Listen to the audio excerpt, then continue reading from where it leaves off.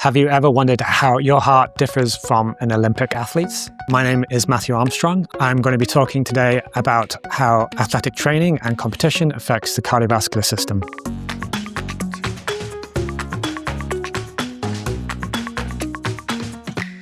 So the first question is, what is the cardiovascular system and why is it critical for athletic performance? So the cardiovascular system comprises the heart, which pumps the blood around the body, the arteries, which transport the blood around the body, and then also the veins, which bring the blood back to the heart. The more efficient your heart is, the better you are able to deal with higher workloads. And so this is obviously going to translate to athletic performance. So the next question is, how does competing at a high altitude affect cardiovascular performance?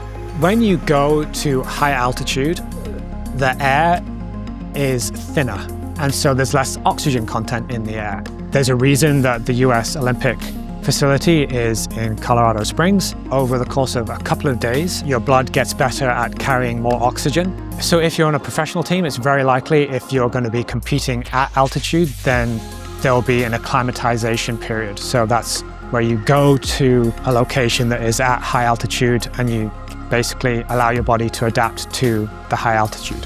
So the next question is, can you explain the difference between anaerobic and aerobic training? So anaerobic training is short bursts of power over a very short time period. So we're talking seconds here. You can think of a shot putter. And aerobic is relating to endurance training. So that would be someone like a marathon runner. There is a strong relationship between what type of exercise you do and the type of adaptations that we see in the heart. If you're an endurance athlete, the heart enlarges, mostly the chambers enlarge, which allows them to pump more blood around the body. Whereas the power athlete has to generate maximal intensity over a short period of time. And so the walls of the heart get thicker. This allows them to generate higher pressures. Overall, doing exercise leads to beneficial adaptations in the heart. Can you explain what's happening to an athlete's body during these common experiences? Number 1, a runner's high. 2, hitting a wall. 3, getting a second wind. A runner's high is perhaps not as common as you would think. The reality is that most individuals feel pretty terrible after you've completed a marathon. More recently, it's thought that endocannabinoids are responsible for that euphoric feeling, but I think it's fair to say that we don't fully know what causes a runner's high. Hitting the wall is primarily seen in endurance athletes. This is when carbohydrate stores in the body have been depleted. Carbohydrates, glucose, these are really important substrates that the body uses for fuel. When you run out of it, you feel terrible. So this is why people carb load before a race.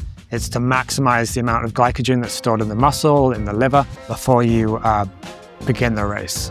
After hitting the wall, as we just described, many runners describe what they call a second wind. It could be due to the body switches from using glycogen and carbohydrates to relying on fats for fuel. Realistically, it's going to be a whole bunch of factors, including psychological factors. I don't believe there's any strong evidence to suggest exactly what causes a second wind.